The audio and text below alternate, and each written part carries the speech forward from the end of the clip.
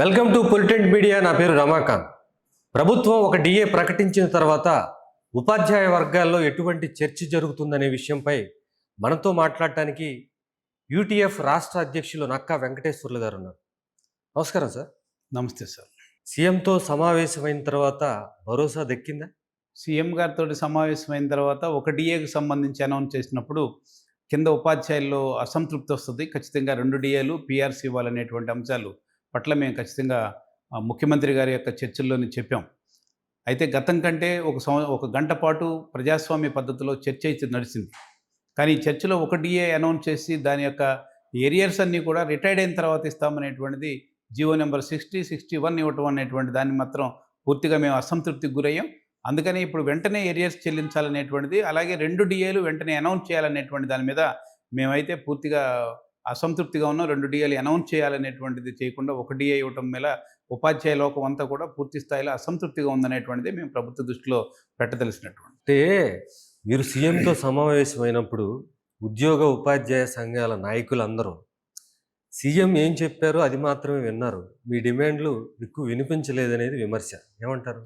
ఇది పొరపాటు. ఖచ్చితంగా ముఖ్యమంత్రి గారు మాతో చర్చించే సందర్భంలో ముందుగా గౌరవ ముఖ్యమంత్రి గారు ఈరోజు రాష్ట్రంలో 2014 నుంచి ఇప్పటి వరకు ఈ రాష్ట్రంలో ఉన్న ఆర్థిక పరిస్థితిని కూలంకషంగా వివరాలతోటి ఫైనాన్స్ అధికారులు చెప్పిన అంశాలు చెప్పారు. అవి చెప్పిన తర్వాత ఇప్పుడున్నటువంటి ఆర్థిక పరిస్థితి రీత్యా మేము ఇప్పుడు వెంటనే తక్షణం డిఏ ఇచ్చేటువంటి పరిస్థితులు లేము. మేము ఇచ్చినటువంటి ఎన్నికల హామీకి సంబంధించి 6 అంశాలకు సంబంధించి నెరవేర్చే ప్రయత్నం, ప్రజలకు సంక్షేమం చూసే ప్రయత్నం చేస్తున్నాం. రెండోది ఉద్యోగ ఉపాధ్యాయులను కూడా మేము ఖచ్చితంగా ప్రభుత్వంలో భాగంగా తీసుకునే ప్రయత్నం చేస్తున్నాం. అయితే ఇప్పుడున్న ఆర్థిక పరిస్థితి రీత్యా మేమన్నీ చేయలేకపోతున్నాం కనుక సహకరించండి, భవిష్యత్తులో నా దగ్గరికి అమౌంట్ వచ్చిన వెంటనే మీ అందరికీ సర్దుబాటు చేస్తామని చెప్పారు. ఆ సందర్భంలో కూడా చెప్పాం, మేము ప్రజల్లో భాగంగా, ప్రజలు అంటే మేము ప్రభుత్వం అంటే ప్రజలు ప్లస్ ప్రభుత్వము ఉద్యోగులు కలిస్తే వాళ్ళ ప్రభుత్వంగా ఉంటుంది. మేము ప్రజల్లో భాగం. ఖచ్చితంగా ప్రజలకు ఏదైతే సంక్షేమ పథకాలు ప్రభుత్వం అందిస్తుందో వాటిని పారదర్శకంగా ఉద్యోగులుగా మేము అందించేటువంటి ప్రధానమైన కార్యక్రమాన్ని మేము తీసుకుంటా ఉన్నాం కనుక మాకు ఖచ్చితంగా మా సంక్షేమాన్ని కూడా ఈ రాష్ట్ర ప్రభుత్వం చూడాల్సి ఉంది. ఇది ప్రభుత్వం యొక్క దయాదాక్షిణ్యం కాదు. ఖచ్చితంగా రాజ్యాంగబద్ధంగా ప్రతి 6 నెలలకు ఒక డిఏ, 5 సంవత్సరాలకు ఒకసారి పీఆర్సీ రావాల్సినటువంటిది, మా వేతనాల పెంపు అనేటువంటిది ద్రవ్యోల్బణం అనుగుణంగా రావాలనేటువంటిది ముఖ్యమంత్రి గారు చెప్పాం. వారు ఒక్క డిఏ అనౌన్స్ చేసే సందర్భంలోనే యూటీఎఫ్గా మేమే ప్రత్యేకించి ఖచ్చితంగా మీరు ఒక 2 డిఏలు, ఇప్పటికే 4 డిఏలు పెండింగ్ ఉన్నాయి. గత మీ ఎన్నికల హామీలో కూడా వెంటనే సకాలంలో డిఏలు ఇస్తాం, మెరుగైన పీఆర్సీ ఇస్తామని మీరు ఎన్నికల వాగ్దానం చేస్తున్నారు. దానికి భిన్నంగా ఇప్పటికి 4 డిఏలు, మళ్ళీ రేపు జనవరికి 5 డిఏలు ఉంటే కనుక కనీసం 2 డిఏలు, అలాగే పీఆర్సీ చైర్మన్ నియమిస్తే ఆయనతోటి నెగోషియేషన్ చేసుకుంటాం. ఒక 5-6 నెలల సమయం పడుతుంది కనుక తర్వాత పీఆర్సీ ఎంత ఇవ్వాలి ఏమిటనేటువంటిది మీ ఆర్థిక పరిస్థితిని దృష్టిలో పెట్టుకుని మీరు మాట్లాడేది మేము కొన్ని చేసే ప్రయత్నం చేస్తామని చెప్పాం. ఖచ్చితంగా ముఖ్యమంత్రి గారు చెప్పిందే విని రాలేదు, వారితోటి చర్చించేటువంటి ప్రయత్నం చేసాం ఒక గంట పైచీలకు. ఆ సందర్భంలో వారు పదే పదే ఆర్థికమైనటువంటి ఇబ్బందులు ఉన్నాయి కనుక మీరు సహకరించండి అనేటువంటి పద్ధతిలోనే వారు చెప్పారు. అంటే ఇప్పుడు ఆర్థిక పరిస్థితి వివరించారు, మరి మీరు కన్విన్స్ అయ్యారా? మేము ఎంత టైం, ఏ టైం వరకు వెయిట్ చేస్తారని మీరు ఏమైనా చెప్పారా? మేము చెప్పినటువంటిది ఇప్పటి వరకు ప్రభుత్వం అధికారంలోకి వచ్చి 16 నెలలు పూర్తవుతోంది. ఎన్నికల సందర్భంలో వెంటనే ఇస్తామని చెప్పారు ఆ రోజు ఉన్నటువంటి ఎన్నికల వాగ్దానంలో. మేము 16 నెలల కాలం కూడా ఒక రకంగా ప్రభుత్వానికి ఒక అవకాశంగా ఇచ్చాం. ఎందుకంటే ఉన్న ఆర్థిక పరిస్థితులని, అలాగే గత ప్రభుత్వాన్ని అప్పులు చేసి వెళ్ళిందనేటువంటిది మీరు శ్వేతపత్రంలో ప్రకటించారు. దానికి అనుగుణంగా ఒకవేళ భవిష్యత్తులో మాకు ఆర్థికమైనటువంటి వెసులుబాటు వస్తే సంక్షేమ పథకాలకు ఎలా అయితే ఇస్తున్నారో ఉద్యోగ ఉపాధ్యాయులకు కూడా ఆ మేరకు ఇస్తారనేటువంటిది మేము ఆశించాం. కానీ ఆశ ఈరోజు భంగపడేటువంటి ప్రయత్నం ఉంది కనుక ఇక 16 నెలలకు మించి మేము చూడగలిగిన అవకాశం కూడా లేదు. అందుకోసం ఖచ్చితంగా రేపు భవిష్యత్తులో మళ్ళీ అసంతృప్తికి గురైన మేము రోడ్ల మీదకి రావాల్సిన పరిస్థితి వస్తుంది కనుక మీ ఆర్థిక పరిస్థితిని మేము గమనిస్తూనే ఇవాళ ఉద్యోగ ఉపాధ్యాయులకు ఇవ్వాల్సినటువంటి కనీసంగా డిఏలు, పీఆర్సీలు ఇవి మినిమంగా ప్రజాస్వామ్యబద్ధంగా ప్రతి 5 సంవత్సరాలకి 6 నెలలకి డిఏలు ఇవ్వాల్సినటువంటి ప్రభుత్వం దాన్ని ఇప్పుడు దాకా కాలయాపన చేయడం కరెక్ట్ కాదు అనేటువంటిది మేము చెప్పాం. కానీ మాకు ఆర్థికమైనటువంటి సోర్స్ వచ్చిన వెంటనే మీకు అద్భుతంగా అన్ని అవకాశాలు ఇచ్చేస్తామనేటువంటి పద్ధతిలో ముఖ్యమంత్రి గారు చెప్పిన సందర్భం ఉంది. సో మీ సీఎంతో సమావేశమై బయటకు వచ్చిన తర్వాత ఒక డిఏ అనౌన్స్మెంట్ తర్వాత మీకు క్షేత్రస్థాయిలో ఉద్యోగుల నుంచి ఒత్తిళ్ళు ఏమైనా ఉన్నాయా? అంటే విమర్శిస్తున్నారా? ఎక్కువగా ఉద్యోగులు మొత్తం అక్కడికి వెళ్ళిన తర్వాత ఇంతకాలం పాటు ఇంత పెద్ద చర్చ జరిపి ఒక సంవత్సరన్నర తర్వాత ముఖ్యమంత్రి గారితోటి ఆర్థిక శాఖ మంత్రులతోటి సమావేశం అయిన తర్వాత మీరు ఒక డిఏ మాత్రమే తీసుకురావడం కోసం ఇంత హంగామా చేయాల్సిన పనేమిటి అనేటువంటి పెద్ద ఎత్తులో ఆ విధమైనటువంటి విమర్శ చేశారు. మనం ఓపెన్‌గా చెప్పాం. ఆ విధమైనటువంటిది మేము అక్కడికెళ్ళిన తర్వాత 2 డిఏలు పీఆర్సీ మీద డిమాండ్ చేసాం. ప్రభుత్వం ఆర్థిక పరిస్థితి చెప్పింది. అయినా సరే మా యొక్క వాయిస్‌ని, మా అసంతృప్తిని, మన ఉద్యోగ ఉపాధ్యాయుల యొక్క అసంతృప్తిని ముఖ్యమంత్రి గారి దృష్టిలో పెట్టేటువంటి పదే పదే పెట్టేటువంటి ప్రయత్నం చేశామని చెప్పాం. అయినప్పటికి కూడా ఇప్పటికి కూడా ఉద్యోగులు, ఉపాధ్యాయులు పెద్ద ఎత్తున మా ఉపాధ్యాయులైతే ఇప్పటికి కూడా 1 డిఏ వరకే రావటం అనేటువంటిది చాలా అసంతృప్తిగానే ఉన్నారనేటువంటిది మీ దృష్టిలో చెప్పాను. అంటే ప్రభుత్వ ఆర్థిక పరిస్థితి దృష్ట్యా ఎస్టాబ్లిష్మెంట్ ఖర్చుకు సంబంధించి దాదాపు 100% ఆంధ్రప్రదేశ్లో అవుతుంది. సో వచ్చిన ఆదాయం మొత్తం వాటికే సరిపోతుంది అని చెప్పిన నేపథ్యంలో మీకు దగ్గర దగ్గర 34,000 కోట్ల రూపాయల బకాయిలు ఉన్నాయని చెప్తున్నారు. మరి ఇవన్నీ ఎప్పుడు తీరతాయి అనుకుంటున్నారు? ఈరోజు 34,000 బకాయిలన్నింటిలో దరిదాపుగా 25,000 కోట్ల బకాయిలన్నీ కూడా మేము దాచుకున్న డబ్బులే. మేము పీఎఫ్‌లో ఏదైతే మేము నెల నెలా దాచుకుంటామో, ఆ దాచుకున్న డబ్బులు మాకు లోన్ కోసం పెట్టుకున్నటువంటివే. హ్మ్. అంటే మా డబ్బే అది. అది ఎక్కువ బకాయి కూడా కాదు. అది మా డబ్బు మాకు తిరిగి చెల్లించేటువంటిదే. హ్మ్. కానీ ట్రస్టీగా ప్రభుత్వం ఉంది గనక ప్రతి నెల మేము వాయిదాల పద్ధతిలో కట్టేటువంటి దాన్ని తర్వాత మాకు సంవత్సరమో, 2 సంవత్సరాల్లో మా పిల్లల పెళ్ళికో, మాకు ఆర్థిక ఇబ్బంది ఉన్నప్పుడు మేము పీఎఫ్ లోన్ పెట్టుకుంటాం. అలాంటి పీఎఫ్‌లు అలాగే ఏపీజేఎల్ఐ లోన్‌కు సంబంధించి ఏపీజేఎల్ఐ గాని, జీఏఎస్ గాని ఇవన్నీ కూడా మా అకౌంట్‌లో మేము దాచుకున్న డబ్బే. ఇది ప్రభుత్వం ప్రత్యేకించి దీనికి అదనంగా జోడించేటువంటి అవకాశం లేదు. సుమారుగా 25,000 కోట్ల రూపాయలు మా డబ్బే ప్రభుత్వం దగ్గర ట్రస్టీగా ఉంది గనక ప్రభుత్వం తన దగ్గర ఉంటుంది. దాన్ని మాకు అవసరాలకి ఆయా సందర్భాల్లో 3 నెలల కల్లా చెల్లించే ప్రయత్నం చేసేది. కానీ గత ప్రభుత్వం దాన్ని వాయిదాలేసుకుంటుంది. ఈ ప్రభుత్వం కూడా అదే పద్ధతిలో కొనసాగిస్తుంది. ఇంకొక 10,000 వరకు మాత్రం పెద్ద ఎత్తున మాకు రావాల్సినటువంటి గత 2022లో రావాల్సినటువంటి 11వ పీఆర్సీ ఏరియర్స్ గాని, గత ప్రభుత్వం రావాల్సినటువంటి డిఏ ఏరియర్స్ గాని ఒక 10,000 ఉన్నాయి. మిగిలిన 25,000 మా డబ్బులు. మేము దాచుకున్న డబ్బులు మాకు తిరిగి ఇవ్వటానికి పెద్ద సమస్య కూడా కాదు ప్రభుత్వానికి. అది ఆర్థిక పరిస్థితి కూడా లెక్క చెప్పాల్సినటువంటి అవసరం లేదనేటువంటిది మాకున్న అభిప్రాయం. ఇప్పుడు ఎమ్మెల్యేలు, ఎమ్మెల్సీలు వాళ్ళ జీతాలు పెంచుకునే విషయంలో గానివ్వండి, పెన్షన్లు పెంచుకునే విషయంలో గానివ్వండి ముందున్నారు. మీకంటే జీతాలు, పెన్షన్లు కూడా వాళ్ళే 1వ తారీఖు ముందే తీసుకుంటారు. కానీ ఉద్యోగుల పట్ల ప్రభుత్వ వైఖరి అప్పుడు ఆర్థిక పరిస్థితి గుర్తు రాలేదా మరి?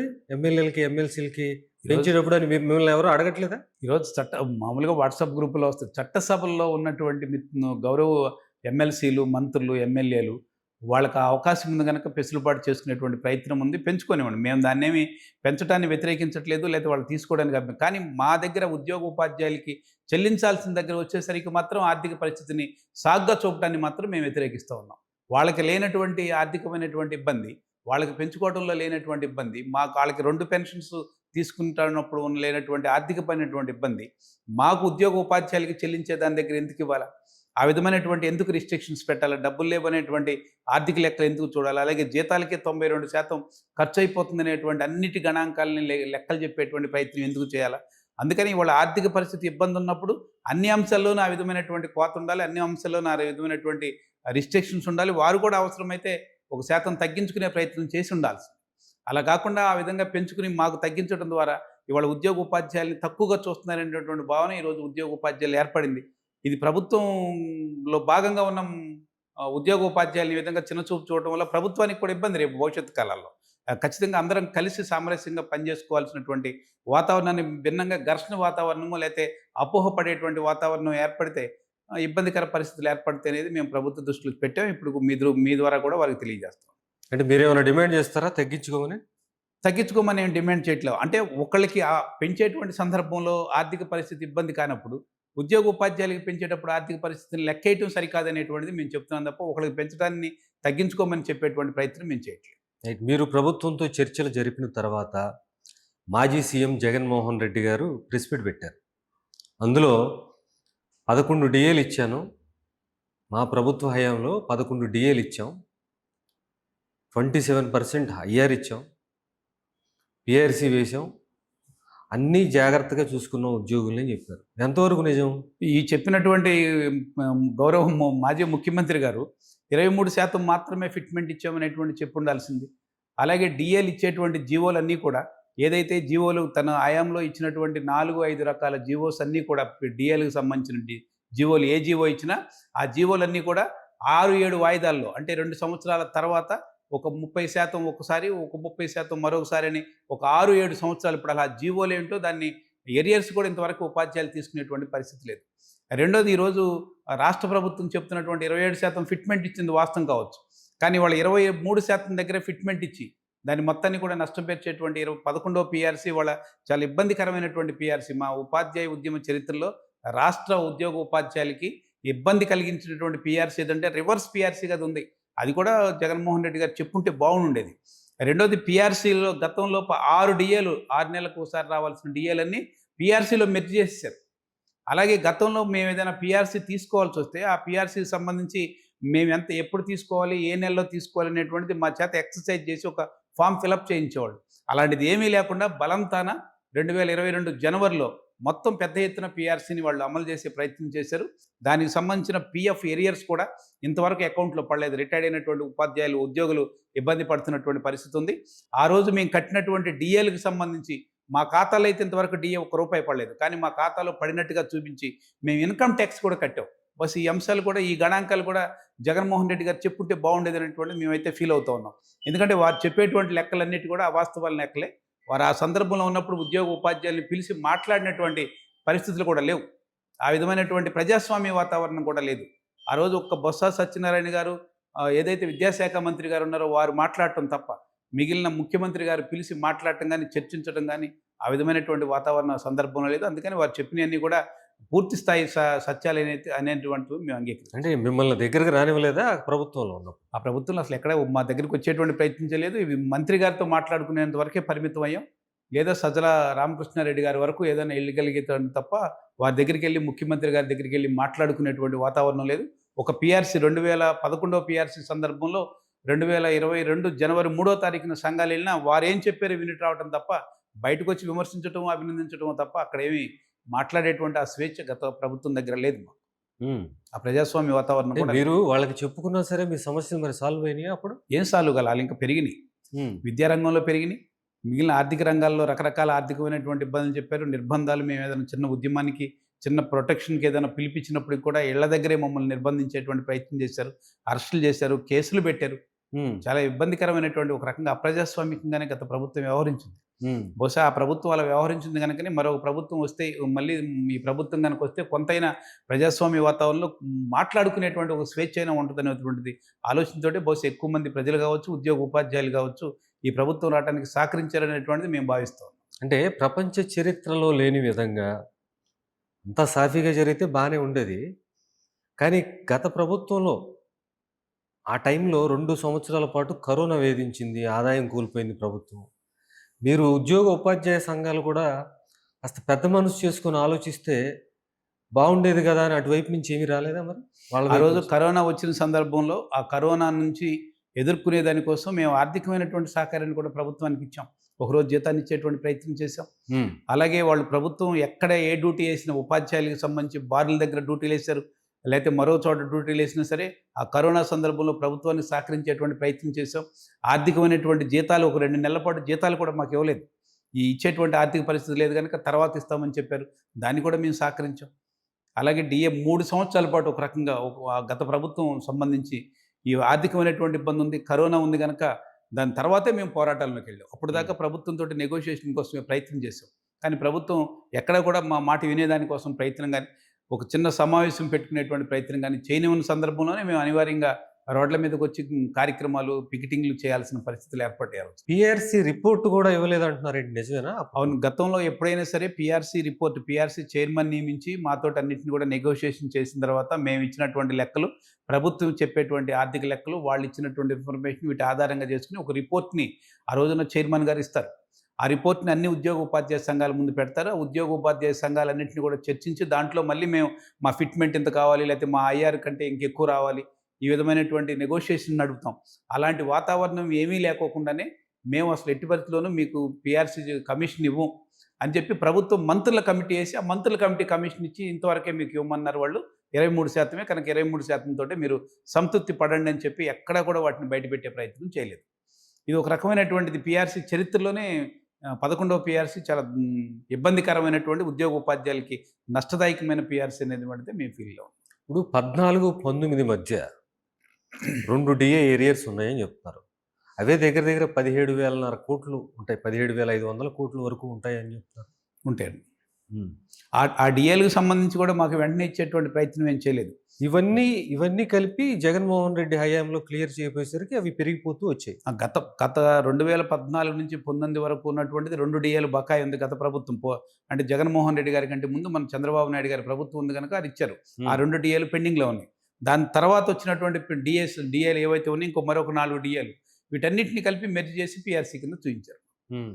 తర్వాత వచ్చేటువంటి డిఏలన్నింటిని కూడా జీవోలిచ్చి 3 సంవత్సరాల తర్వాత లేతే ఇంకొక 5 సంవత్సరాల తర్వాత బకాయిలు 6 నెలలకు ఒకసారి బకాయిలు చెల్లిస్తామనేటువంటిది జీవో ఉత్తర్వులు ఇచ్చారు. ఆ జీవోలు కూడా ఇప్పుడు మా దగ్గర లేవు.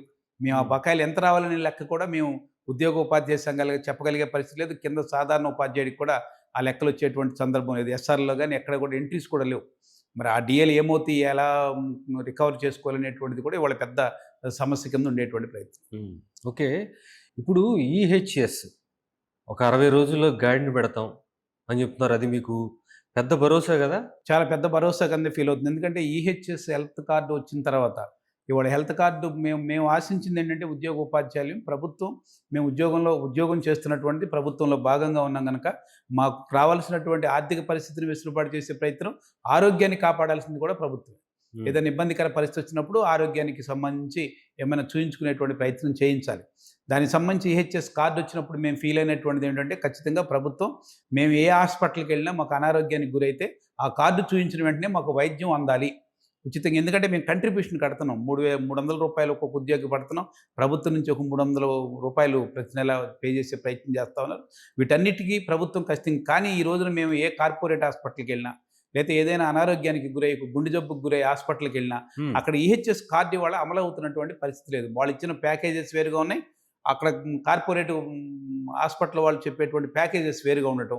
బెడ్ మీద ఉన్నటువంటి పేషెంట్స్ అవసరమైతే 10 లక్షలు ఖర్చు పెట్టి ఆపరేషన్ చేసేయాల్సిందంటే డబ్బు పెట్టి ఖర్చు చేసేస్తున్న పరిస్థితి ఉంది. అలాగే ఓపీ లేదు, మాస్టర్ హెల్త్ కార్డులు లేవు. వీటన్నిటి వల్ల కూడా ఈరోజు ఉద్యోగ ఉపాధ్యాయులకు ఈహెచ్ఎస్ కార్డు ఉపయోగం లేకుండా పోయిందనేది ముఖ్యమంత్రి గారి దృష్టిలో పెట్టాం. ఇప్పుడు వారు చెప్పేది ఏమంటే ఒక 60 రోజుల పాటు మేము జీవో ఇస్తున్నాం. ఈ ఒక 60 రోజులు చర్చించిన తర్వాత ఆ కార్డు ఏ విధంగా మేము కార్డు చూయించిన వెంటనే హాస్పిటల్‌లో మాకు వైద్యం అందాలి. ఆ విధమైనటువంటి పద్ధతిలో ఉండేటట్టుగా మేము ఆ విధమైనటువంటి సవరణలు కూడా కొన్ని ముందుకు తీసుకెళ్లే ప్రయత్నం చేస్తున్నాం. ఒకవేళ అది గనక ఇంప్లిమెంటేషన్‌లోకి వస్తే ఇది ఒక మంచి భరోసా కిందే మేమైతే ఫీల్ అవుతా ఉన్నాం. ఈహెచ్ఎస్ హెల్త్ కార్డులు ఉపయోగపడతాయి అనేటువంటిది ఫీల్ అవుతున్నాం. మాతో పాటు రిటైర్డ్ ఎంప్లాయీస్ వాళ్ళకి కూడా ఇవాళ అనారోగ్యాలు ఎక్కువ ఉంటాయి. సహజంగా 62 సంవత్సరాల తర్వాత బీపీలు, షుగర్లు, రకరకాల హార్ట్‌కి సంబంధించినటువంటి ఇబ్బందులు ఉంటాయి. అలాంటి వాళ్ళకి మొత్తం కూడా ఆ కార్డు చాలా ఉపయోగపడుతుంది. ఒక రకంగా ప్రభుత్వం గనక ఇచ్చినటువంటి హామీ మేరకు ఆ జీవోనిచ్చి దాని ఆ మేరకు ఉద్యోగ ఉపాధ్యాయ సంఘాలతో చర్చించి ఆమోదదాయకమైనటువంటి ఒక పద్ధతిని గనక ముందుకు తీసుకురాగలిగితే ఖచ్చితంగా అది ఒక పెద్ద భరోసా కింద మేము ఫీల్ అవుతాం. Right sir. ఇప్పుడు అంటే ఎప్పటినుంచి పని చేయట్లేదు ఇది? వాళ్ళు మామూలుగా మాకు ఏహెచ్ఎస్ కార్డ్ ఇచ్చిన దగ్గర నుంచి ఎప్పుడిచ్చినా ఆ కార్డు ఇప్పుడు కాదు గత 20 సంవత్సరాల నుంచి ఆ కార్డులున్నాయి మా దగ్గర. హ్మ్. కానీ ప్రభుత్వం దగ్గరికి అక్కడికెళ్ళిన వెంటనే వాళ్ళు చెప్తున్నటువంటిది ఏంటంటే ఈహెచ్ఎస్‌కి సంబంధించి ప్యాకేజెస్ ఉంటాయి. ఇప్పుడు ఏదైనా హార్ట్‌కి సంబంధించి మేము స్టంట్ ఏసుకోవాల్సొస్తే ఒక రూ. 35,000 ప్యాకేజ్ ఉంటుంది గవర్నమెంట్ అది. హ్మ్. వాళ్ళ దగ్గరికెళ్ళిన తర్వాత ఒక 70,000 అడుగుతారు కార్పొరేట్ వాళ్ళు. మేము ఇవ్వలేనటువంటి సందర్భం వచ్చినప్పుడు మెరుగైనటువంటిది జపాన్ నుంచి రావాలి మీకు. లేదు స్టంట్ కావాలనేటువంటిది మంచి స్టంట్ కావాలంటే కాస్త ఎక్కువ కాలం బెనిఫిట్ ఉంటదనేటువంటిది. మేము సహజంగా ఈహెచ్ఎస్ కంటే కూడా సొంత ఖర్చులతోటి ఏయించుకుంటున్నటువంటి పరిస్థితులు ఎక్కువున్నాయి. హ్మ్. దానివల్ల ఆ కార్డ్ మాకేం ఉపయోగపడేటువంటి పరిస్థితి లేకుండా పోయింది. అలాగే రెగ్యులర్‌గా టాబ్లెట్స్ తెచ్చుకుంటా ఉంటాం మేము. బీపీలు, షుగర్‌లు ఉన్నటువంటి మిత్రులు లేతే హార్ట్‌కి సంబంధించి. ఆ టాబ్లెట్స్ మేము ఎళ్లి ఓపీలో తెచ్చుకునేటువంటి పరిస్థితి లేదు. హ్మ్. అడ్మిట్ అవ్వాలి. ఆ అడ్మిట్‌కి పర్మిషన్ ఇవ్వాలి. ఆ పర్మిషన్ వచ్చిన తర్వాత ఇచ్చేటువంటి పరిస్థితి. రెండోది మాకు ఒకవేళ కార్డ్‌తో పని లేకుండా మెడికల్ రియంబర్స్‌మెంట్ అని ఇస్తారు. హ్మ్. ఒకవేళ రికగ్నైజ్డ్ హాస్పిటల్స్ ఉంటాయి. ప్రభుత్వం గుర్తించినటువంటి హాస్పిటల్. అక్కడికెళ్ళి మేము మెడికల్ చెకప్ చేయించుకొని ఆపరేషన్ చేయించుకుంటే మాకు ఒక 5 లక్షలు ఖర్చయితే 5 లక్షలు మెడికల్ రియంబర్స్‌మెంట్‌కి సంబంధించి మేము అప్లై చేస్తే మాక్సిమం 2 లక్షల కంటే ఎక్కువ ఇవ్వకూడదనేటువంటి ఒక నిబంధన ఉంది. హ్మ్. మేము 5 లక్షలు ఖర్చు పెట్టినా 2 లక్షలకు మించి మాకు వచ్చేది లేదు. ఈ 2 లక్షలు కూడా ఇప్పుడు 2 సంవత్సరాలు, 3 సంవత్సరాలు పడుతున్నటువంటి కేసులు కూడా ఉన్నాయి. హ్మ్. అంటే మేము ఆల్రెడీ అమౌంట్ కడుతూ, ప్రభుత్వానికి అమౌంట్ పే చేస్తూ, కార్పొరేట్ హాస్పిటల్‌కి ఆ అమౌంట్‌ని ప్రభుత్వం పే చేసినా, ఆ విధమైనటువంటి వైద్యం ఉద్యోగ ఉపాధ్యాయులకు అందకపోవటం అనేటువంటిది ఇది గత 10, 12 సంవత్సరాలుగా జరుగుతున్నటువంటి ప్రాసెస్. అంటే ఖర్చులు పెరిగిపోయాయి కాబట్టి ఇక మీకు అది అవును. ఉపయోగంలో లేదు. ఉపయోగం లేకుండా. అందుకని ఇప్పుడు ఏదైనా ప్రభుత్వం హ్మ్. అవకాశం ఉంటే దాన్ని 60 రోజుల్లో మేము అడిగినటువంటి ప్రాసెస్ కూడా ఏందంటే అవసరమైతే ఇన్సూరెన్స్ కంపెనీ తోటి టై అప్ అవుతామా? లేదా ప్రభుత్వమే భరోసా ఇస్తా, కార్పొరేట్ హాస్పిటల్ దగ్గర ప్యాకేజెస్ పెంచుతారా? మా కార్డు చూపించిన వెంటనే మేము ఆల్రెడీ కంట్రిబ్యూట్ చేస్తున్నాం. వాస్తవంగా అయితే యూటీఎఫ్గా అసలు కంట్రిబ్యూట్ చేయడానికి కూడా మేము వ్యతిరేకమే. ఎందుకంటే ప్రభుత్వం యొక్క బాధ్యత, మా ఉద్యోగ ఉపాధ్యాయుల యొక్క ఆరోగ్యాన్ని చూడాల్సిన బాధ్యత ప్రభుత్వ బాధ్యత. ఆయన ప్రభుత్వం ఆర్థిక పరిస్థితి ఏదో ఇబ్బంది అంటే ₹300 పే చేస్తా ఉన్నాం అందరం ఈ రోజున. ఆ ₹300 పే చేసిన తర్వాత నెల ఇప్పుడు ఇన్సూరెన్స్ కంపెనీకి ఆ విధమైనటువంటిది, బయట ప్రైవేట్ ఇన్సూరెన్స్ కంపెనీకి ఒక 300 మేము పే చేస్తే ఖచ్చితంగా ఈరోజు ఆ విధమైనటువంటి భరోసా ఉన్నాయి కొన్ని చోట్ల ప్రైవేట్ దాంట్లో. అలానే మేము ప్రైవేట్ని ఎంకరేజ్ చేయాలనుకోవట్లేదు. ప్రభుత్వమే బాధ్యత తీసుకుని మేము అమౌంట్ కడుతున్నాం కనుక కార్పొరేట్ హాస్పిటల్స్ ఏవైతే రికగ్నైజ్డ్ హాస్పిటల్గా మీరు గుర్తించారో ఆ హాస్పిటల్లో ఉచితమైనటువంటి వైద్యం మాకు అందించాలి అనేటువంటిది మాకు, మా బిడ్డలకి, మరి ఎవరైతే డిపెండెంట్స్ ఉంటారో వాళ్ళ వరకు అందించాలనేది మీకు కోరుతాం. అంటే మీరు సవరణలు అంటున్నారు కదా, అంటే ఏ స్థాయి వరకు ఉండాలి? దాదాపు ఒక 5 లక్షలు అనుకుంటున్నారా, 10 లక్షలు అనుకుంటున్నారా?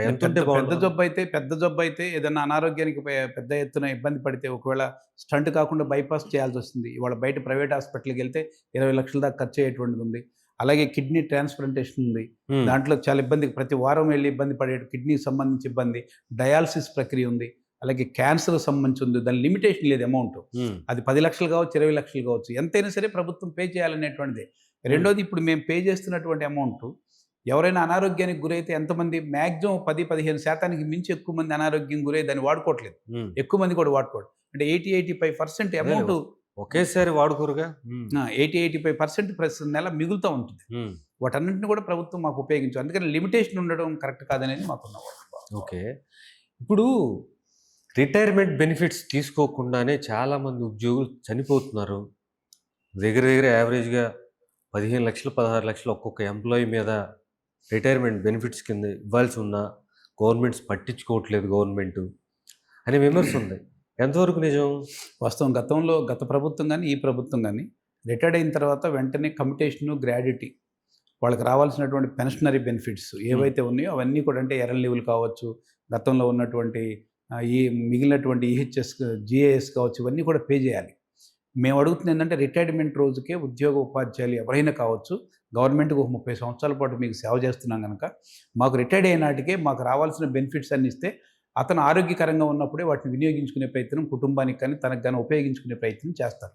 కానీ ఈ రోజున ప్రభుత్వం రిటైర్డ్ అయిన తర్వాత ఇప్పుడు గ్రాడ్యుటీకి సంబంధించి 1 సంవత్సర కాలం నుంచి, అంటే ఇప్పుడు ఈ రోజు 2025, 2024 జనవరి నుంచి రిటైర్డ్ అయినటువంటి వాళ్ళకి ఇప్పటి వరకు గ్రాడ్యుటీ అంటే దరిదాపుగా వాళ్ళకి 18 లక్షల రూపాయలు సుమారుగా మ్యాక్సిమం వస్తాయి. కొద్దిమందికి ఆ సర్వీస్ని బట్టి 16 లక్షలు రావచ్చు. ఇంతవరకు ₹1 కూడా పే చేయాలి గ్రాడ్యుటీ, అంటే పెద్ద ఎత్తున రావాల్సినటువంటి అమౌంట్. అలాగే కమ్యుటేషన్కి సంబంధించి ఎర్రన్ లీవ్లు ఉన్నాయి, సరెండర్ చేశారు వాళ్ళు. అంటే రిటైర్డ్ అయిన తర్వాత ఒక 300 వరకు ఎర్రన్ లీవ్ని సరెండర్ చేసేటువంటి ఉపయోగించుకునేటువంటి వెసులుబాటు ఉంది. అవి కూడా ఇంతవరకు 3.5 సంవత్సరాల మట్టి ₹1 కూడా ఈ రాష్ట్ర ప్రభుత్వం, పోయిన ప్రభుత్వం లేదు, ఈ ప్రభుత్వానికి మొన్న చర్చల సందర్భంలో గౌరవ ముఖ్యమంత్రి గారికి చెప్తే ముందు పోలీస్ డిపార్ట్మెంట్కి ఇచ్చిన తర్వాత టీచర్స్తో మాట్లాడితే నేను జనవరి నుంచి ఒక ప్రాసెస్ చేస్తామని చెప్పారు. ఇప్పటికే 3.5 సంవత్సరాలు ఆగినాయి సార్ అని చెప్పాం. చూస్తాను అబ్బా, తప్పకుండా చూస్తాను బ్రదర్ అని చెప్పారు తప్ప దాన్ని వెంటనే చెల్లించేటువంటి ప్రయత్నం చేయాలి. 3.5 సంవత్సరాలు మట్టి ఉన్నాయి. అలాగే గ్రాడ్యుటీ ఇచ్చేటువంటి ప్రయత్నం లేదు. రిటైర్మెంట్ వాళ్ళ ఆర్థిక పరిస్థితి ఇబ్బంది అవుతుంది. వాళ్ళకి పెన్షన్ రావటం వల్ల గతంలో ₹1,00,000 జీతం వచ్చే వాళ్ళకి 30,000 పెన్షనే వస్తుంది ప్రతి నెల. ఆ 30,000 తోటి బ్రతకటం ఆర్థిక పరిస్థితి ఇబ్బంది అవుతుంది. ఇలాంటి బెనిఫిట్స్ అన్ని కనుక రాగలిగితే వెంటనే ఉపయోగం ఉంటుంది. ఆ విధమైన చర్యలు తీసుకోవటం వల్ల కూడా నష్టం. ఈ ప్రభుత్వాలు ఆ విధమైనటువంటి పెన్షనరీ బెనిఫిట్స్ మీద ప్రత్యేకించి కృషి చేయాలని, వెంటనే చెల్లించే ప్రయత్నం చేయాలనేది అయితే మేము కోరుతాం. సార్, ఇప్పుడు 12వ పిఆర్సీ మీద ఏమైనా క్లారిటీ ఉందా? ఇంతవరకు ఏం క్లారిటీ లేదు. ముఖ్యమంత్రి గారిని పదే అడిగాం. 1/7/2023 నుంచి మాకు రావాలి. ఇప్పటికి 26 నెలలు గడిచిపోయింది. 12వ పిఆర్సీ 26 నెలలు గడిచిపోతే ఇంక 24 ఉన్నటువంటి దాంట్లో సగం పీరియడ్ కంప్లీట్ అయింది. ఇంకా సగం పీరియడ్లో మీరు కమిషన్ వేసేది ఎప్పుడు? ఆ కమిషన్ మేము నెగోషియేషన్ చేసేది ఎప్పుడు? దాని ఫిట్మెంట్, ఐఆర్లు ఇవన్నీ వచ్చేటప్పుడు మళ్ళీ ఇంకొక 5 సంవత్సరాలు గడిచిపోతే అది మీకు ఇబ్బందికరమైన, మాకు కూడా ఇబ్బందికరంగా ఉంటుంది. కింద మేము మరొక పిఆర్సీని కోల్పోవడానికి సిద్ధంగా లేవని చెప్పాం. కానీ ఆయన పదే మేము మాట్లాడినప్పటికి కూడా నేను సరైన టైంలో వేసే ప్రయత్నం చేస్తాను. ఎప్పుడు సరైన టైము? 25 నెలలు గడిచిన తర్వాత ఇంకెప్పుడు సరైన టైం? ఇది వెంటనే వేసేటువంటి కమిషన్ వేయాలి. కమిషన్ వేసిన తర్వాత చైర్మన్ని నియామకం చేసి ఆ నియామకంతో పాటు మేము నెగోషియేషన్ చేయడానికి మినిమంగా 6 నెలలు టైం పడుతుంది. అంటే 2026 ఏప్రిల్ దాకా ఈ ప్రాసెస్ నడిచేటువంటి ప్రయత్నం. ఇప్పుడు అది కూడా అయిపోతే మరొక 6 నెలలు పొడిగించేటువంటి ప్రయత్నం చేయటం ఇది నష్టం. భరోసా అయితే ఇవ్వలేదు. ఇదైతే కరెక్ట్ కాదనేటువంటి మా భావనగా ఉన్నాం. అంటే గ్యారంటీ లేదు ఎప్పుడు అవుతుందో ఎప్పుడు వేస్తారనేటువంటి దాని మీద కూడా ఇంతవరకు గ్యారంటీ లేదు. జనవరిలో వేస్తారా, ఏప్రిల్లో వేస్తారా, రకరకాల ఊహాగానాలు బయట మా వాట్సాప్‌ల్లో మా ఉద్యోగోపాధ్యాయులు మాట్లాడుకోవడం తప్ప, ప్రభుత్వం నుంచి ఒక స్పష్టమైనటువంటి 12వ పీఆర్సీ చైర్మన్‌ని పలానా రోజు నియమిస్తాం. ఆ రోజు నుంచి మీకు ఇంత ఐఆర్ ఇస్తాం అనేటువంటి దాని మీద ఇంతవరకు స్పష్టత రాలేదు. అలా రాకపోవటం కూడా కింద చాలా అసంతృప్తి ఉందనేది మీకు చెప్పదలుచుకున్నాను. ఇప్పుడు లాస్ట్ పీఆర్సీకి ఈ పీఆర్సీకి మధ్య గడిచిన ఈ 15 నెలలు లేదా గవర్నమెంట్ ఇంకో 6 నెలలు పొడిగించిందనుకోండి. ఇప్పుడు ఈ 24 నెలలు ఫర్ ఎగ్జాంపుల్ ఈ 2 సంవత్సరాలు ఆ బకాయిలు ఏమవుతాయి? అప్పటి నుంచి ఇప్పుడు రావా? మాకున్న భయం కూడా ఏందంటే మొన్న డిఏ ఇచ్చినప్పుడు 3.74% డిఏ ఒక డిఏ అనౌన్స్ చేసి వాడి బకాయిలన్నీ మాకు రిటైర్డ్ అయిన తర్వాత ఇస్తామని పనిచేస్తున్న వాళ్ళకి, రిటైర్డ్ ఉద్యోగులకి జీవో నెంబర్ 2027 నుంచి 60 28 ఇచ్చారు కదా? ఇస్తామని, హ్మ్. అలాగే సిపిఎస్ వాళ్ళకి దాంట్లో మాట లేకపోవటం, మేము వెంటనే నిరసన తెలియజేయటం. ఆ మేరకు మళ్ళీ ప్రభుత్వం 62 జీవో సవరణ చేసి ఏదో కొంత ఇచ్చినటువంటి.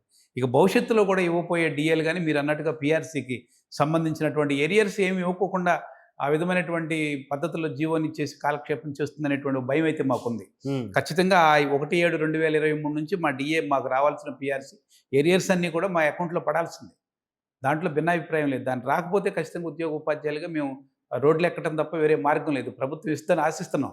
సెంట్రల్ గవర్నమెంట్ గతంలో ఇలాంటి ఒక సంవత్సరం, 2 సంవత్సరాలు తీసేసిన తర్వాత పీఆర్సీ వేసింది. ఆ రిమైనింగ్ టైమ్ ఏదైతే ఉందో ఆ మిగిలిన టైంలో ఆ బకాయిలు పే చేయలేదు సెంట్రల్ గవర్నమెంటే అని చెప్తున్నారు. నిజమేనా? కరోనా టైంలో కొంత సెంట్రల్ గవర్నమెంట్ ఆ విధంగా పథకం వాళ్ళు ఇచ్చినటువంటి పీఆర్సీ వేసే ప్రయత్నం చేయలేదు. హ్మ్. కానీ తర్వాత కాలంలో వాటన్నిటిని బెనిఫిట్స్ రూపంలో చర్చించేటువంటి ప్రయత్నం చేసింది. హ్మ్. కానీ ఈ రాష్ట్ర ప్రభుత్వం ఆ విధంగా చేయకోకుండా ఆర్థిక పరిస్థితి సాగుతూ చూపి ఆ విధమైనటువంటి ప్రయత్నం చేస్తూ ఉంది.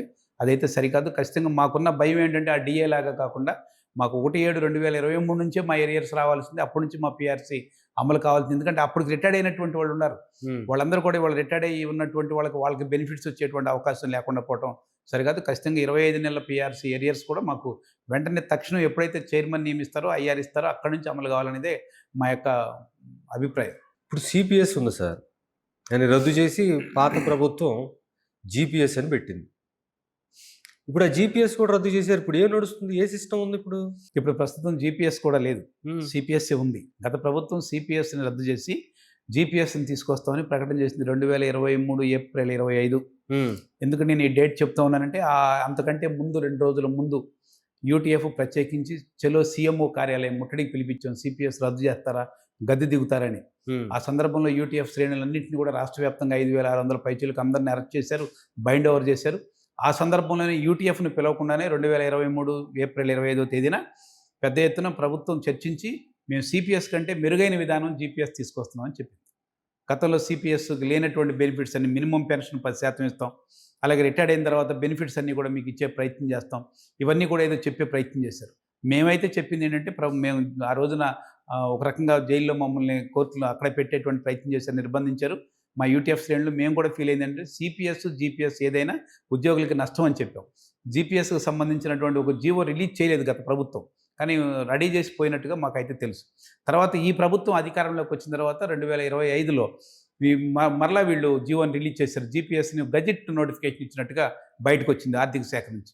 వెంటనే మేము నిరసన కార్యక్రమానికి యూటీఎఫ్ఏ ప్రత్యేకించి ఈ జీపీఎస్ చట్టం ఈ విధంగా గజెట్ నోటిఫికేషన్ ఇవ్వడం సరికాదు, దీన్ని ఉపసంహరించుకోవాల్సిందే. ఓపీఎస్ కావాలని అడుగుతున్నప్పుడు మీరు సిపిఎస్ని రద్దు చేసి ఓపీఎస్ ఇవ్వకుండా జీపీఎస్ ఇచ్చేటువంటి గజెట్ తీసుకురావడం వల్ల నష్టం వస్తుంది, మీరు ఇది రద్దు చేయాల్సిందని చెప్పి చేసి వెంటనే ముఖ్యమంత్రి గారు జోక్యం చేసుకుని ఈ విధమైనటువంటిది బయటికి రావడం సరికాదు, దీన్ని మేము అబైన్స్‌లో పెడుతున్నామని చెప్పారు.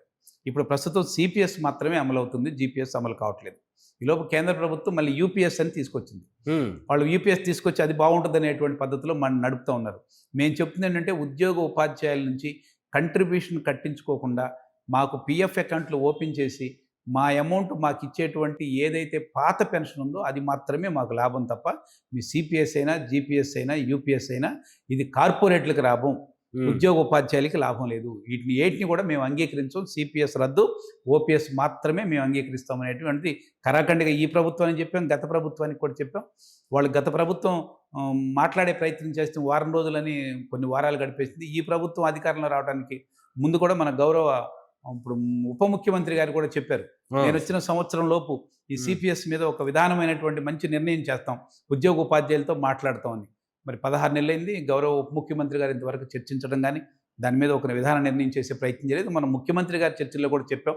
ఈ సిపిఎస్, జీపీఎస్కు సంబంధించి అవన్నీ కాకుండా ఓపీఎస్ మీద మాట్లాడాలంటే మేము 3 మెన్ కమిటీ వేసాం కనుక కమిటీతో మీరు మాట్లాడుకోండి అని చెప్పి ఓ సలహా చెప్పెళ్ళారు. మీరు పవన్ కళ్యాణ్ గారిని కలిసే ప్రయత్నం ఏమైనా చేశారా? ఉపాధ్యాయ సంఘాలు ఏమన్నా?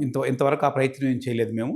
మరి సిపిఎస్ గురించి మాట్లాడారు కదా. మామూలుగా సిపిఎస్ ఉద్యోగ సంఘాల మిత్రులు కలిసే ప్రయత్నం చేశారు. 2003 డిఎస్సికి సంబంధించిన మిత్రులు కలిసే ప్రయత్నం చేశారు. ఇదేదో సానుకూలంగా పరిష్కారం చేస్తూ ఉన్నారు కానీ ఆ పరిష్కారం ఇంతవరకు ఏమీ చేసేటువంటి ప్రయత్నం చేయలేదు. అలాగే ప్రభుత్వంతో మాట్లాడి చర్చించిన తర్వాత ఒక డిసిషన్ బయటకు వస్తుంది కానీ ఇండివిజువల్గా ప్రకటించేది కాదు కదా. కాదు, అవును. అది ఒక పాలసీగానే రావాల్సినటువంటి, అది ఖచ్చితంగా సిపిఎస్ రద్దు అనేటువంటిది ఒక పాలసీ విధానమైనటువంటిది. అది ఇప్పుడు కాదు, 2002 దగ్గర నుంచి ఈరోజు ప్రపంచ బ్యాంక్తో చేసుకున్నటువంటి ఒప్పందంలో భాగంగా చేసినటువంటిది. ఇప్పుడు మెమో 57 అంటున్నారు కదా. మెమో 57 ఏంటి సార్ అది? ఈరోజు 2004 సెప్టెంబర్ 1 నుంచి ఎవరైతే ఉద్యోగంగా ఉపాధ్యాయులుగా ఎవరైతే గవర్నమెంట్ ఉద్యోగులుగా వచ్చారో వాళ్ళందరికీ ఎన్పిఎస్ అని కేంద్ర ప్రభుత్వం అయితే 1/1/2004 నుంచి కేంద్ర ప్రభుత్వంలో వచ్చింది. ఎన్పిఎస్ న్యూ పెన్షన్ స్కీమ్ అని. మన రాష్ట్రంలో అయితే 1 సెప్టెంబర్ నుంచి 2004 సెప్టెంబర్ 1 నుంచి మనకి సిపిఎస్ కంట్రిబ్యూటరీ పెన్షన్ విధానం అని వచ్చింది.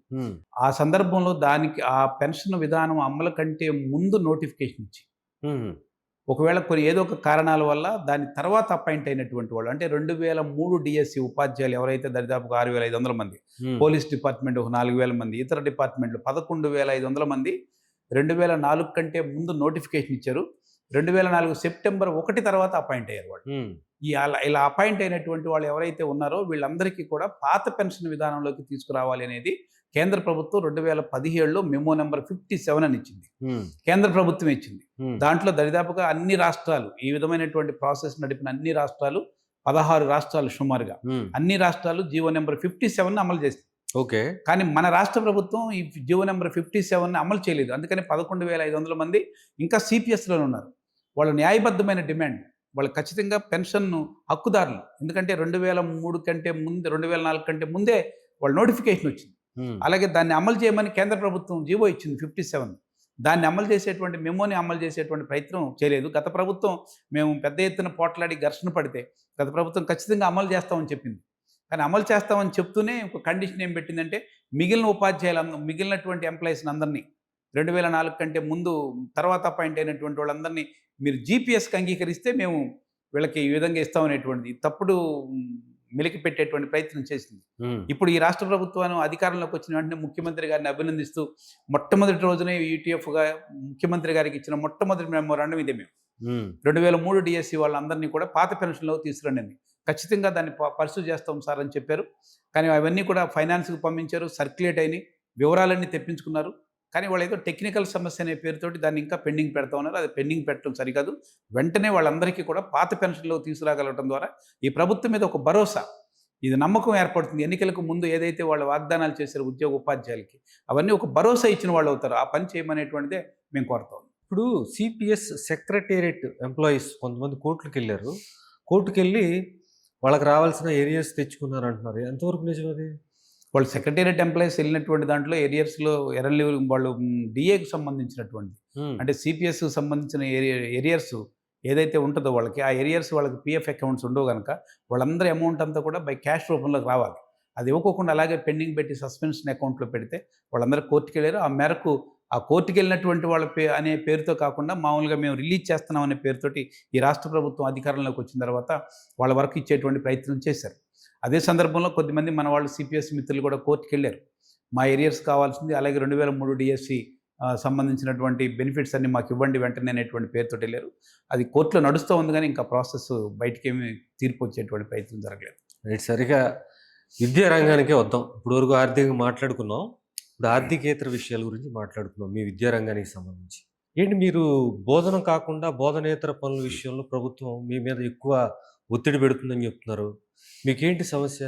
ఈరోజు 2025 జూన్ 12వ తారీఖున పాఠశాలలు రీఓపెన్ చేశారు. అంటే ఈ అకాడమిక్ ఇయర్లో 2025-26 అకాడమిక్ ఇయర్లో జూన్ 12 రీఓపెన్ చేశారు. రీఓపెన్ చేసిన రోజే మాకు వచ్చినటువంటి మెసేజ్ ఏమంటే ఖచ్చితంగా మీరు యోగాంధ్ర అనేటువంటిది ఒక ఈవెంట్ జరగబోతా ఉంది రాష్ట్రంలో. అందుకని ఒక వారం రోజుల పాటు యోగాంధ్రకు సంబంధించిన ఫోటోలన్నీ అప్లోడ్ చేయండి అనేటువంటిది మా అందరికి కూడా ఒక తాకీదు ఇచ్చింది రాష్ట్ర ప్రభుత్వం. కిందకి విద్యాశాఖ నుంచి ఉపాధ్యాయులందరికీ ఎంఈఓల ద్వారా అందరికీ పంపించారు. మొత్తం ప్రతిరోజు సాయంత్రం పూట యోగా చేయటం పిల్లల చేత, ఆ ఫోటోలన్నీ తీయటం, ఆ ఫోటోలు అప్లోడ్ చేయటం. దానికోసం ఎక్కడి నుంచి ఫోటో తీయాలి, స్పష్టంగా ఉండాలి ఆ ఫోటోలు సరిగ్గా లేకపోతే మళ్ళీ అప్లోడ్ చేయమనేటువంటి పేరుతోటి ఒక వారం రోజుల పాటు పాఠశాల తెరిచిన తర్వాత పిల్లవాడు అప్పుడే 42 రోజులు సెలవులు ముగించుకుని వచ్చిన తర్వాత వాడికి ఈ పాఠశాలలో 4 అక్షరాలు చెప్తారనే వాతావరణానికంటే యోగాంధ్ర పేరుతోటి సరిపోయింది మాకు వారం రోజుల పాటు. అది అయిపోయిన తర్వాత పీటీఎం అనే పేరుతోటి, మెగా పేరెంట్ టీచర్స్ అసోసియేషన్ పేరుతోటి ఒక మీటింగ్ పెట్టారు. ఇది తల్లిదండ్రులకి మాకు మధ్య సంబంధం ఉన్నటువంటి, పిల్లాడు ఏం చదువుతున్నాడు, ఏం చదవట్లేదు, లేకపోతే ప్రభుత్వం ఇచ్చినటువంటి పుస్తకాలు సరిగ్గా ఉన్నాయా లేదా, బట్టలు సరిగ్గా ఉన్నాయా లేదా, అందినయా లేదా, ఇలాంటివన్నీ మేము తల్లిదండ్రులు మాట్లాడుకోవాల్సిన సాధారణ సమావేశం. దాన్ని పెద్ద ఈవెంట్ సమావేశంగా మార్చేసేది ఒక 15 రోజుల పాటు. అలాగే ఆ ఈవెంట్ జరుగుతున్నప్పుడు ఒక 30 సెకండ్ల వీడియో అప్లోడ్ చేసి పంపించమన్నారు లైవ్. ఆ లైవ్ పంపించే సందర్భంలో ఒకవేళ పొరపాటు ఉంటే దానికోసం 10-15 రోజుల పాటు గందరగోళానికి గురి చేస్తారు. అంటే ఒక 15 రోజుల పాటు, ఒక 7 రోజుల పాటు యోగాంధ్ర పేరుతోటి, ఒక 15 రోజుల పాటు పీటీఎం పేరుతోటి అయిపోయింది. ఇది అయిపోయిన తర్వాత కర్మయోగి పేరుతోటి, కేంద్ర ప్రభుత్వం నుంచి కర్మయోగి అనే పేరుతోటి ఒక ప్రాజెక్ట్ వచ్చింది. దీంట్లో 56 రకాల క్వశ్చన్స్ ఉంటాయి. వీటన్నిటిని మీరు అప్లోడ్ చేసుకోవాలి, వీటన్నిటిని చదివి ఎగ్జామ్ రాయాలి, మీకు సర్టిఫికేట్ ఇస్తామనే పేరుతోటి ఒక రకం. అలాగే ప్రతిరోజు ఎంఈఓ గారు ఏదో ఒక రకమైనటువంటి మెసేజెస్ పెట్టాం.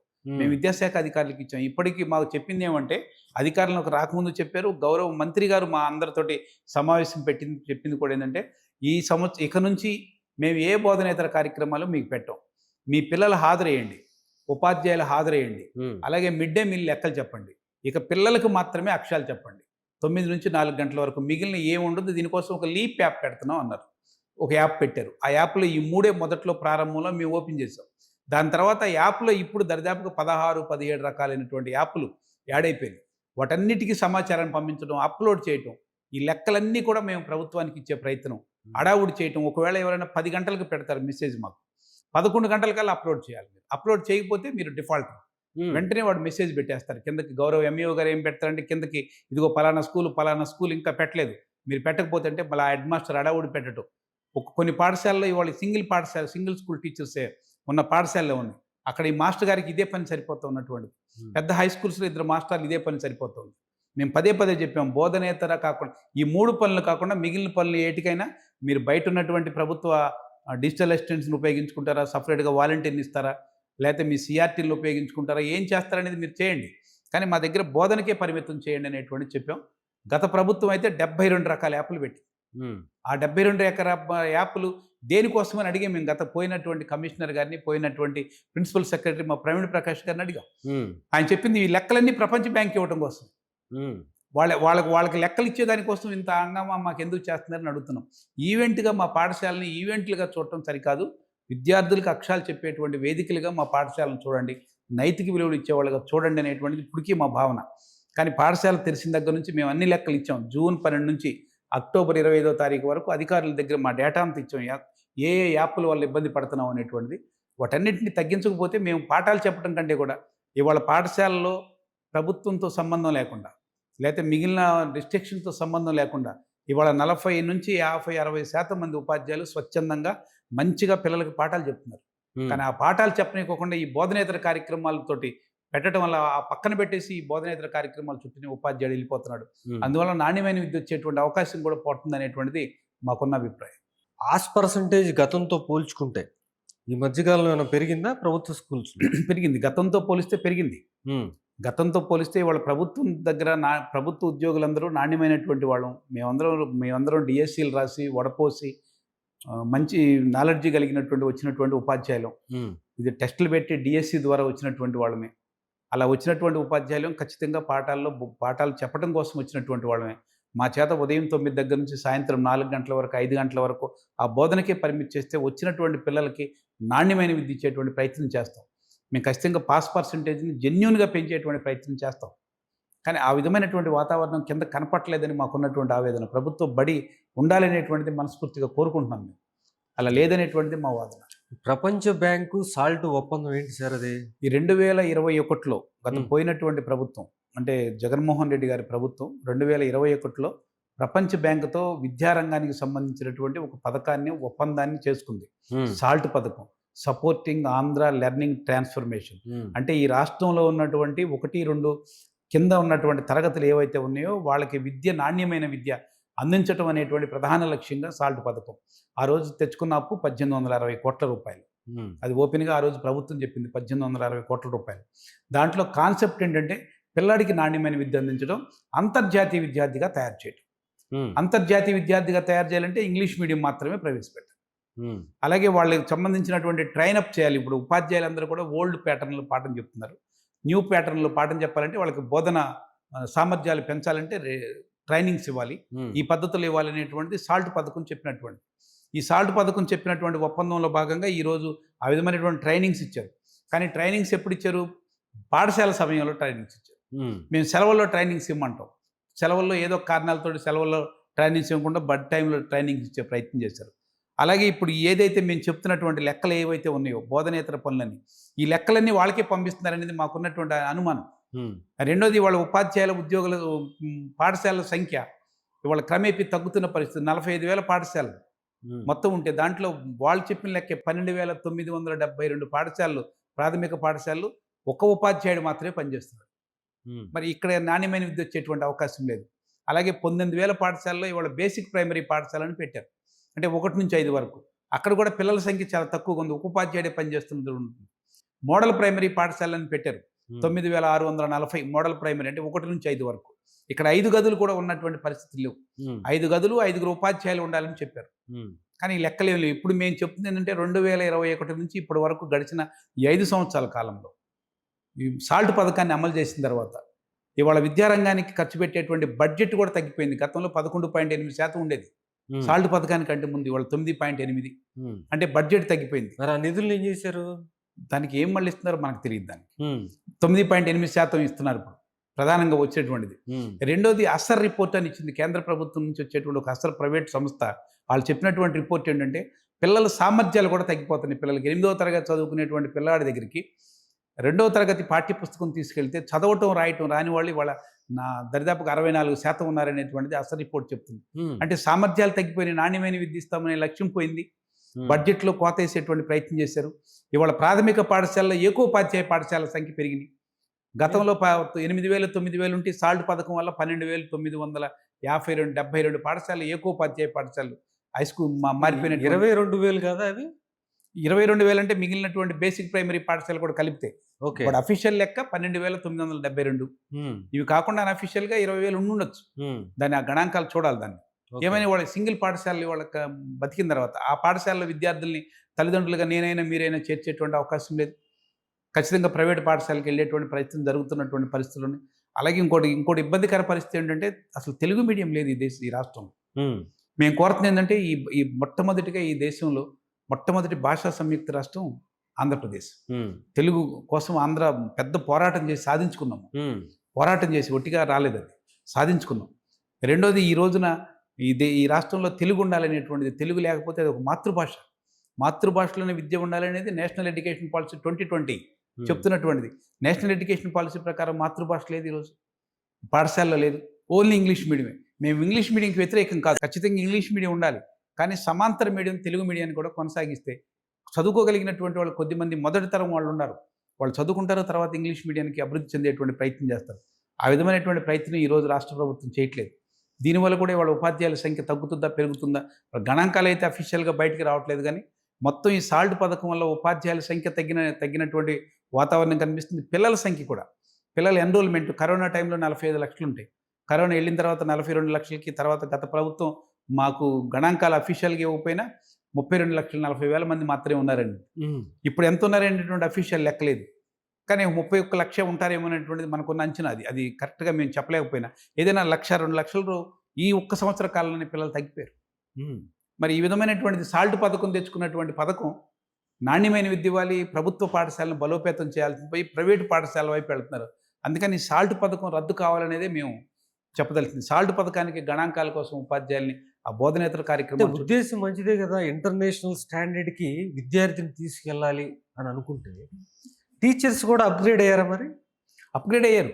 ఇప్పుడు ఇవాళ అంతర్జాతీయ విద్యార్థిగా వెళ్లే ముందు మేము కోరుతుంది ఏంటంటే విద్య యొక్క కీలకమైన లక్ష్యం ఆ దేశంలో లేదా ఆ ప్రాంతంలో భవిష్యత్తు వనరులుగా తయారు కావడం కోసం, వనరులను తయారు చేసుకోవడం కోసమే కదా ఉమ్, విద్య అంటే ఉద్దేశం. అది విద్య చదువుకుని అంతర్జాతీయంగా అమెరికా వెళ్ళటం కోసం కాదు కదా. ఉమ్, ఖచ్చితంగా ఆ రాష్ట్రంలో, ఆ దేశంలో ఉన్న వనరుల్ని ఉపయోగించుకుని ఆ ప్రజలకి సేవ చేసేటట్టుగా, ఆ ప్రజలకు ఉపయోగపడేటట్టుగా నైపుణ్యం కలిగిన వాళ్ళని తయారు చేయటం విద్య యొక్క లక్ష్యం. ఉమ్, కానీ ఇప్పుడు మన విద్య యొక్క లక్ష్యం, ప్రపంచ బ్యాంక్ విద్య యొక్క లక్ష్యం ఏంటి? అంతర్జాతీయ విద్యార్థి అంటే అమెరికా పోవటానికో, స్విట్జర్లాండ్ పోవటానికో ఏం ఉపయోగం? ఉమ్, పోవాల్సిందే. పోవద్దని అంటలే, ఎవరికి వాళ్ళు బ్రతుకుదెరువు కోసం వెళ్ళాల్సిందే. కానీ మనకున్నటువంటి వాతావరణం, మనకున్న పరిస్థితులు ఉండాలి కదా. ఇవాళ ఉమ్, ఎస్సీఆర్టీ ఉంది మనకి, ఈ రాష్ట్రంలో ఉన్నటువంటిది రీసెర్చ్కి సంబంధించినటువంటి పుస్తకాలు రాసేటువంటిది. కానీ ఇది మొత్తం పోయింది. ఇవాళ ఎన్సీఆర్టీని మొత్తం కూడా డౌన్లోడ్ చేసుకోవాల్సి వస్తుంది మనం. ఉమ్, ఆ విధమైనటువంటి పరిస్థితి. అందుకని అంతర్జాతీయ విద్యార్థి అనేది కాన్సెప్ట్ కరెక్ట్ కావచ్చు. ఉమ్. కానీ నీకున్న పునాది విద్యని, పునాదిలో ఉన్నటువంటి ఇక్కడ వనరుల్ని అన్నింటినీ ఇక్కడ డెవలప్ చేసుకునేటువంటి విద్యారంగం కాకుండా అంతర్జాతీయకి వెళ్తే అది నష్టం అనేది మాకున్నది. మీరు ప్రభుత్వానికి మీ సమస్యలు తీర్చడానికి ఎంత టైం ఇస్తారు?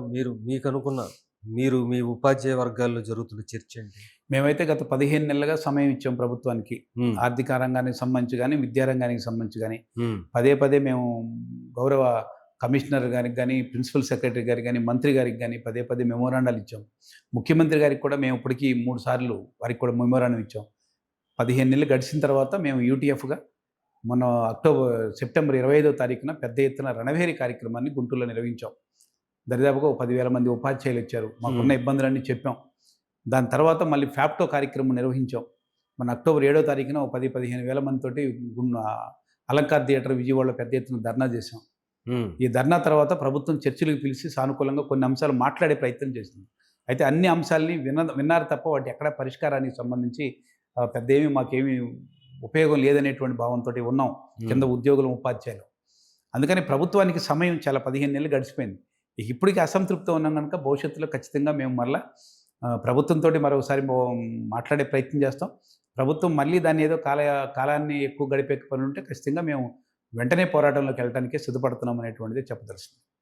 ఈరోజు సమస్యలకు సంబంధించి కూడా నేను కొన్ని కీలకమైన సమస్యలు ఉన్నాయి. ఉమ్, అంటే జనరల్గా ప్రభుత్వం పెద్ద ఆర్థికేతరము ప్రభుత్వం చేయగలిగినటువంటి సమస్యలు 2, 3, 4, 5 రకాల సమస్యలు ఉన్నాయి. ఒకటి 2003 డిఎస్సి ఉపాధ్యాయులకి ఎవరైతే ఉన్నారో వాళ్ళకి ఓల్డ్ పెన్షన్లో తీసుకురావడం ద్వారా తక్షణం ప్రభుత్వం మీద ₹1 కూడా ఆర్థిక భారం పడదు. ఉమ్, ఇది ఎప్పుడో 20 సంవత్సరాల తర్వాత రిటైర్డ్ అవుతారు ఆ మిత్రులందరూ. ఎప్పుడో 20 సంవత్సరాల తర్వాత వచ్చే భారమే తప్ప ఇప్పుడు వచ్చేటువంటిది లేదు. రెండోది, మనం కంట్రిబ్యూషన్ కడతా ఉన్నాం.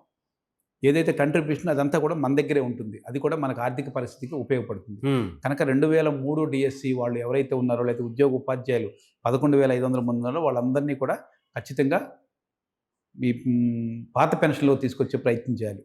రెండోది ఏంటంటే కారుణ్య నియామకాలు, కాంపెన్సేటరీ అపాయింట్మెంట్కి సంబంధించి దరిదాపుగా 960 మంది ఉపాధ్యాయులు పిల్లలు ఈ కరోనా సందర్భంలో చనిపోయారు. మోడల్ స్కూల్లో కావచ్చు, మన టీచర్స్గా కానీ వీళ్ళెవరికి కూడా కారుణ్య నియామకాలు వచ్చేటువంటి పరిస్థితి లేదు. ఇప్పుడు ఆ కారుణ్య నియామకాలు వెంటనే ఇచ్చేటువంటి ప్రయత్నం చేయమని చెప్పాం. ఇది ఇవ్వడం ద్వారా కూడా తక్షణం వాళ్ళు ఆల్రెడీ చనిపోయినటువంటి వాళ్ళ ఎంప్లాయీస్గా ఉన్నటువంటి వాళ్ళే, వాళ్ళకి ఆర్థిక పరంగా గతంలో 1,00,000-2 లక్షలు ఇచ్చేటువంటి వాళ్ళు, కానీ ఇప్పుడు ఉన్నటువంటిది వాళ్ళకి 45,000 50,000 దగ్గర అపాయింట్ అవుతారు, ఫస్ట్ అపాయింట్మెంట్. కనుక వెంటనే కూడా ఆర్థిక భారం ఉండేది కాదు. ఇది కూడా ఇచ్చేటువంటి ప్రయత్నం ఈరోజు ప్రభుత్వం చేసే ప్రయత్నం చేయాలి. మూడోది, ఈ రోజున సర్వీస్ రూల్స్, ప్రధానంగా ఉపాధ్యాయులకు సంబంధించి ఉమ్మడి సర్వీస్ రూల్స్ లేవు. అంటే మేము పంచాయతీరాజ్లో చేసేటువంటి ఉపాధ్యాయులు ఉన్నాం, గవర్నమెంట్ సర్వీస్లో పనిచేసే ఉపాధ్యాయులు ఉన్నారు. ఈరోజు ప్రమోషన్స్ అన్ని గవర్నమెంట్ ఉపాధ్యాయులు తీసుకుంటూ ఉన్నారు. మేము వాళ్ళని తీసుకోవడానికి మేము వ్యతిరేకించట్లేదు, కానీ మేము ఒకే రకమైనటువంటి టీచర్ పోస్టులు చేస్తున్నాం కనుక, ఒకే రకమైన బోధన చేస్తున్నాం కనుక ఇద్దరికీ కలిపి కామన్ సర్వీస్ రూల్స్ పెట్టమని చెప్పాం. ఇది సుప్రీంకోర్టులో కొట్టేసింది అనేటువంటి. దాని తర్వాత పోయిన 2017లోనే మన గౌరవ ముఖ్యమంత్రి గారు అధికారంలో ఉన్నప్పుడే ఆయన 72, 73, 74 జీవోలు తీసుకొచ్చారు. ఆ జీవోలను ఇంప్లిమెంటేషన్ చేయమని అడుగుతున్నాం మనం. అవి చేయడం ద్వారా కామన్ సర్వీస్ రూల్స్ వస్తే మేము కూడా ఇప్పుడు జిల్లా పరిషత్లో ఉన్న వాళ్ళు కూడా హెచ్ఎం అవుతారు, ఎంఈఓలు 1 అవుతారు, అలాగే డిప్యూటీ డిఓలు అవుతారు, డిఓలు అయ్యేటువంటి అవకాశం ఉంటుంది. ఆ ప్రయత్నం చేయమని చెప్తున్నాం. అలాగే ఈ రోజున మా దగ్గర పీజీలు చదువుకున్న వాళ్ళని ఎక్కువ మంది ఉపాధ్యాయులు ఉన్నాం. గతంలో హైయర్ గ్రేడ్ టీటీసీ ఇంటర్ చేసుకున్న మిత్రులు ఉండేవాళ్ళు, ఇప్పుడు పీజీలు చేసిన మిత్రులు ఉన్నాం. వీళ్ళందరికీ సంబంధించినటువంటి జూనియర్ కాలేజీ లెక్చరర్స్గా ప్రమోషన్లు ఉండేవి మాకు. 2002 దగ్గర జీవోని, ప్రత్యేకమైన జీవో ఇంటర్మీడియట్ ఎడ్యుకేషన్ ఇచ్చి మమ్మల్ని ఎవరిని కూడా ప్రమోషన్ తీసుకొని కూడా చేసింది. కొన్ని వేల మంది వాళ్ళ ఉపాధ్యాయులు పీజీలు చేసి కూడా ఇవాళ ఎడ్జిటీలుగా పనిచేస్తున్న వాళ్ళు ఉన్నారు, స్కూల్ అసిస్టెంట్గా పనిచేస్తున్న వాళ్ళు. ఆ జీవోను పునరుద్ధరించి మాకు అందరికీ కూడా ఇంటర్మీడియట్ డిగ్రీ కాలేజీలో లెక్చరర్స్కి ఇచ్చేటువంటి ప్రయత్నం కూడా రాష్ట్ర ప్రభుత్వం చేయొచ్చు. దీనివల్ల కూడా అదనంగా భారం అయ్యేటువంటి పరిస్థితి లేదు. అందుకని ఇలాంటి ఏదైతే బోధనేతర ఏవైతే ఆర్థికేతర కార్యక్రమాలు ఉండే వీటిని కూడా వెంటనే చేసేటువంటి ప్రయత్నం చేయాలి. రెండోది మా పాఠశాలలు మేము కోరుకుంటున్నటువంటిది యూటీఎఫ్గా ఈ ప్రభుత్వ బడి బ్రతకటం ద్వారానే ఇవాళ ఎవరైనా సరే 45 సంవత్సరాల పైచీలకు ఉన్నటువంటి వాళ్ళు ఎవరైనా అందరం ప్రభుత్వ బడిలో చదువుకున్న వాళ్ళమే. ప్రభుత్వ బడిలో నాణ్యమైన విద్య అనిపించి వచ్చినటువంటి వాళ్ళమే. ఇవాళ ఒక రకంగా నైతిక విలువలు ఉన్నాయంటే ఈ సమాజంలో ప్రభుత్వ విద్య ద్వారానే అందుతాయి, ప్రభుత్వ పాఠశాలలోనే. కానీ ఇవాళ ప్రైవేట్ పాఠశాలలు డెవలప్ అయిన తర్వాత పోటీతత్వం, చనిపోయే తత్వం తప్ప ఫస్ట్ ర్యాంక్ తెచ్చుకో, లేకపోతే నువ్వు భరోసా లేనటువంటి వాడి జీవితానికి భరోసా లేని పరిస్థితికి వెళ్ళిపోయాం మనం. అందుకని ప్రభుత్వ బడి బ్రతకాల, రాజ్యాంగ విలువలు ఉండాలి, ఈ సమాజంలో ఉండాలంటే ప్రభుత్వ బడి ఉండాలి. ఆ ప్రభుత్వ బడిని కాపాడే ప్రయత్నంలో భాగంగానే మేము ఏ పోరాటం చేసినా ప్రభుత్వ బడి రక్షణ కోసమే చేస్తూ ఉన్నాం. మేము ఉపాధ్యాయులకు కూడా ఈ సందర్భంగా మీ ద్వారా పిలిపిస్తుంది ఏంటంటే, మనకొచ్చే పేద పిల్లలు మధ్యతరగతి పిల్లలే మన దగ్గరికి. వాళ్ళకి ఇన్ని ఇబ్బందులు ఉన్నాయి, కష్టాలు ఉన్నాయి. వీటన్నిటి కోసం అవసరమైతే మనం రోడ్ల మీదకి వద్దాం, పోట్లాడదాం, ఘర్షణ పడదాం, ప్రభుత్వంతో నెగోషియేషన్ చేద్దాం, లేకపోతే మన పద్ధతిలో రాజ్యాంగబద్ధంగా చేయాల్సినటువంటి పోరాటాలు చేద్దాం. కానీ వచ్చిన పిల్లలకి 4 అక్షరాలు చెప్పేటువంటి పని, వాళ్ళ అవసరమైతే ఒక గంట కేటాయించి మనం బడి చెప్పేటువంటి పని, వాళ్ళకి నమ్మకాన్ని, ప్రభుత్వ బడి పట్ల తల్లిదండ్రులకి, సమాజానికి ఒక నమ్మకాన్ని కలిగించాలని. అందుకనే ప్రభుత్వ పిల్లలు ఉంటేనే ప్రభుత్వ బడి ఉంటుంది, ప్రభుత్వ బడి ఉంటేనే ఉపాధ్యాయులు ఉంటారు, ఉపాధ్యాయులు ఉంటేనే సంఘాలు ఉంటాయి, సంఘాలు ఉంటేనే మన హక్కులు ఉంటాయి. ఓకే, ఇది కాన్సెప్ట్. ఈ పద్ధతిలో కనుక మనం చేయగలిగితేనే ఉపయోగం అనేటువంటిది మేము చివరిగా రాష్ట్ర ప్రభుత్వానికి చెప్పదలసింది కూడా. మేము ఇప్పటికే 16 నెలలు మేము ఖచ్చితంగా ప్రభుత్వంలో ఉద్యోగులు భాగం, మా సంక్షేమాన్ని చూడాల్సిన బాధ్యత కూడా ప్రభుత్వం మీద ఉంది. అందుకని మీరు ఆర్థిక పరిస్థితుల్ని కారణాలుగా చూపి మా యొక్క రావాల్సిన బెనిఫిట్స్ని పదే పదే వాయిదా వేయటాన్ని మాత్రం కింద ఉద్యోగ ఉపాధ్యాయులు అసంతృప్తిగా ఉన్నారు కనుక దీన్ని గమనించి రేపు ఖచ్చితంగా డిసెంబర్లోనా జనవరిలోనైనా సరే మా పిఆర్సీ వెంటనే కమిషన్, వెంటనే డిసెంబర్ జనవరి అని కాదు, వెంటనే మా పిఆర్సీ 12వ కమిషన్ చైర్మన్ వేయండి, 2 డిఏలు చెల్లించండి, డిఏల బకాయిలు కూడా తక్షణం చెల్లించే ప్రయత్నం చేయండి. వాయిదాల పద్ధతిలో తీసుకెళ్లడం ద్వారా మరింత అసంతృప్తి వస్తే భవిష్యత్తులో మరలా మేము 1, 2, 3 సార్లు మీకు నెగోషియేషన్ చేసుకోగలం. తర్వాత మేము ఆ రోడ్ల మీదకి ప్రజాస్వామ్యబద్ధంగా రావటం తప్ప వేరే మార్గం లేదని చెప్తాం. ఈ స్వరం తీవ్రత పెరక్క ముందే ప్రభుత్వం స్పందిస్తుందేమో చూద్దాం. సంతోషం. All the best. Thank you very much. Thank you sir.